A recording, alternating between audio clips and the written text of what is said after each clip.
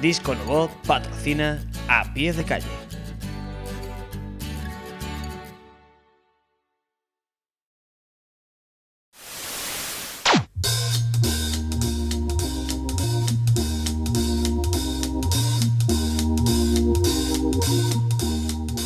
Bueno, continuamos Pseudoactualidad a Pie de Calle y nos encontramos con Carlos Ramchandani, presidente de la comunidad de hindúes, o tradúceme tú mejor cómo es el cargo actual. Namaste. Sí, soy presidente y uno de los miembros fundadores de la Federación Hindú de España, que es una organización que agrupa a las asociaciones de religiones hindúes de todo el territorio nacional. Y bueno, recientemente he sido elegido vicepresidente del Hindu Forum of Europe, del Foro Hindú de Europa, que es la voz de más de 3 millones de hindúes en toda Europa. Carlos, tú que perteneces a dos culturas, ¿cuándo llega el momento que abraza lo que es la religión hindú? Bueno, pues yo desde una edad muy temprana, aproximadamente a los 13 años, siento que mi camino es el Sanatana Dharma, el hinduismo.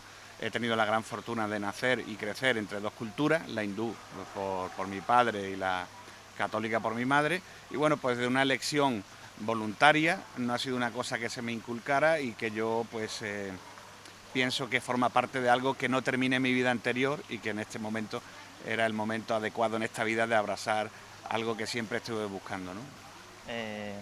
Digamos que has dado ya la vuelta al mundo totalmente viajando, has conocido varios países, culturas, creencias. ¿Cómo puede ser hoy en día, digamos, lo que es la diferencia entre el fanatismo y la devoción? Bien, como bien habla, bueno, he tenido la fortuna de visitar 42 países de 5 continentes, con lo cual, aunque resido en la ciudad de Ceuta, el salir de aquí, viajar a cualquier lugar te abre mucho la mente, ¿no? La devoción, nuestro maestro Swami Prabhupada decía que la devoción tiene que ir acompañada siempre de conocimiento. La devoción sin conocimiento, sin filosofía, sin un estudio donde la persona se pregunte a sí mismo, sea inquisitiva, se vuelve un fanatismo. Y las personas que son demasiado inquisitivas, que estudian mucho filosofía, pero no tienen ese amor, esa devoción, son personas también muy especulativas y muy áridas. Entonces lo importante es la combinación, lo que en sánscrito se llama Bhakti Vedanta, devoción con conocimiento. Y desgraciadamente hoy en día vemos en muchas religiones como no hay ese aspecto filosófico, no hay ese aspecto de profundizar quién soy yo, cuál es mi propósito en este mundo, cuál es mi relación con la divinidad o cuál es mi relación con personas de otros credos. Y entonces esto se desarrolla en el fanatismo, cuando creemos que nuestra religión es la mejor, cuando creemos que somos lo único que tenemos la posesión de la verdad y que todos los demás están equivocados, ¿no? Y si a eso le añadimos el cóctel explosivo, es cuando al fanatismo le añadimos la política, ¿no? Cuando mezclamos religión y política. Eso siempre lo de la política y la religión, ¿cómo puede ser? Claro, son dos cosas totalmente diferenciadas.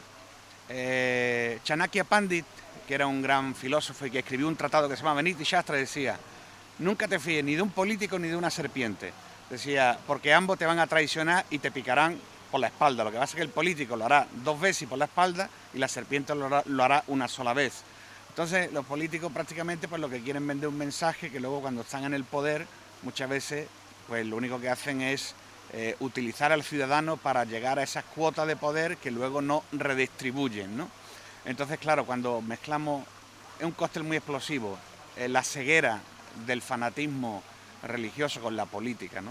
Y lo podemos ver, ¿no? En muchos países, especialmente de corte islámico, como tienen no hay una separación entre Estado y religión y crean un fanatismo. Entonces lo importante, la religión debe ser una cosa privada de cada persona, y los estados sí que tienen que apoyar todas las formas de religión. Por ejemplo, en España vivimos en un país laico, pero al mismo tiempo el gobierno trata de dar un espacio a todas las religiones. Y nos encontramos los problemas cuando son estados que prohíben otras formas de religión, otras expresiones de espiritualidad, y solamente se concentran en proteger la suya de cualquier tipo de, digamos, de mensaje que pueda venir, y esto es lo que hace que no haya un entendimiento entre personas de diferentes credos, ¿no?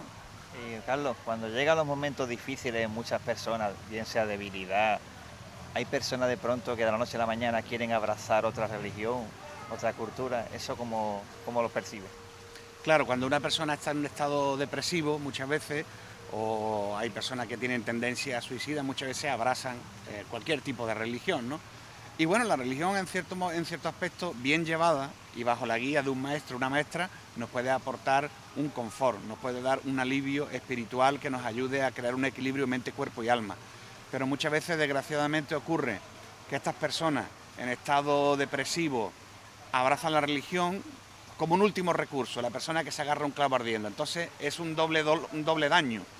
Daño para la persona que lo hace, porque muchas veces queda a merced de manos de personas sin escrúpulos que abusan psicológicamente o físicamente de esta persona, y al mismo tiempo pues este tipo de personas débiles de espíritu y que hacen un cambio radical de religión, pues son auténticas armas en otros formatos de religión, y le dicen, bueno, si tú quieres ir al mundo espiritual o quieres ir al cielo, tienes que cometer actos de violencia, ¿no? Y yo creo que ninguna religión, y muy especialmente el hinduismo, se recomienda hacer actos de violencia, a no ser que sea en un estado ya de defensa propia, ¿no? Y digamos, las vertientes orientales, hay algunas veces elementos invasores que quieren patentar el yoga o alguna variante. Tiene que ser un erudito, haber viajado a la India, haber hecho algunos estudios superiores, o también de la noche a la mañana aparecen algunos gurús así, digamos. Claro, nos encontramos en Kali Yuga. Kali Yuga es la época de los conflictos, ¿no? Y dicen que los más grandes engañadores vendrán disfrazados de maestros, ¿no? Entonces, bueno, lo podemos ver con el yoga, ¿no? En ese aspecto la Federación Hindú y todas aquellas personas que durante más de 30 años, como en mi caso, nos dedicamos a la práctica y enseñanza del yoga, vemos como ha salido un montón de personajes, por llamarlo de alguna forma, una fauna, que lo único que está haciendo es desprestigiar el nombre del yoga. El yoga es uno de los 6 darshanas, uno de los 6 sistemas filosóficos sagrados del hinduismo. El yoga no es solamente hacer postura. Para hacer postura hay muchas formas de gimnasia, ¿no? Una persona puede hacer gimnasia sueca, gimnasia india, que sería yoga. ¿Pero qué es yoga? Yoga es equilibrio mente, cuerpo y alma. Y solamente las posturas se hacían para que la persona luego pudiera pasar largos periodos de tiempo sentada. Entonces vemos como hoy en día hay yoga desnudo, yoga bebiendo cerveza, yoga bebiendo vino, yoga para gays, yoga cristiano, ¿no? O Egipto ha declarado el yoga satánico, ¿no? Entonces vemos que el yoga, que es algo universal y que está al servicio de la humanidad, porque el dolor no entiende de raza o de religión. Si a mí me duele la espalda, me duele la espalda, sea hindú, cristiano, musulmán, o sea de la raza que sea. Entonces el yoga está para aliviar los dolores físicos, mentales y espirituales de la persona, y está al servicio de la humanidad. Pero vemos cómo se desprestigia mucho. Lo vemos mucho en Occidente, incluso se han tratado de patentar asanas, posturas que tienen miles de años de antigüedad, ¿no? Y lo han querido patentar. Entonces, y luego... Cobrar unos derechos de autor. ¿Algo? Exactamente, cobrar derechos de autor. Hubo un caso muy famoso de Bikram Choudhury, que inventó el sistema de hacer yoga en una habitación a 42 grados de calor, lo cual es totalmente contraproducente. Hay gente que ha muerto de infarto haciendo yoga.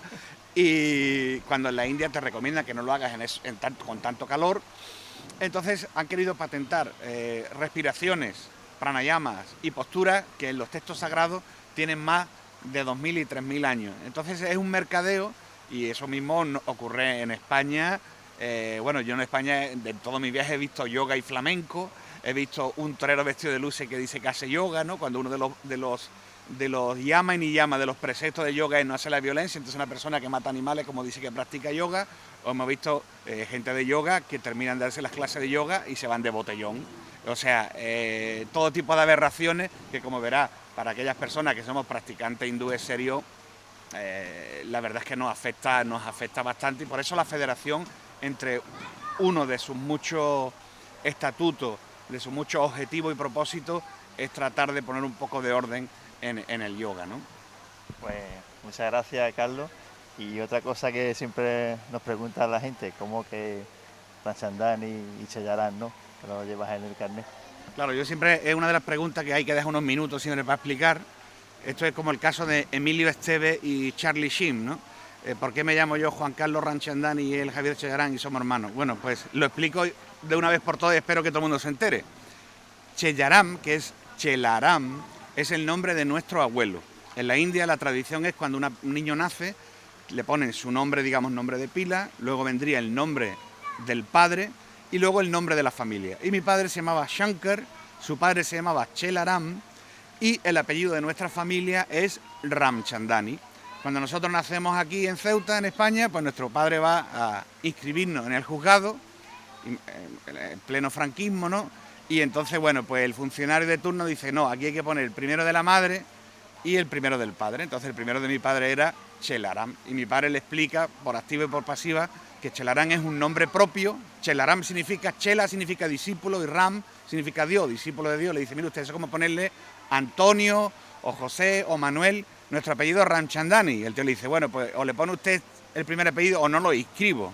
Claro, mi padre temeroso en aquella época, que todavía no tenía la nacionalidad española, pues nos puso Chelaram de apellido, aunque repito es un nombre propio, y yo sigo utilizando para que no se pierda el nombre de mi familia, que es Ramchandani, que es un apellido ilustre de Rancio Abolengo del Sind, que significa aquellos que pertenecen al clan del señor Ram, que es uno de los nombres de Dios.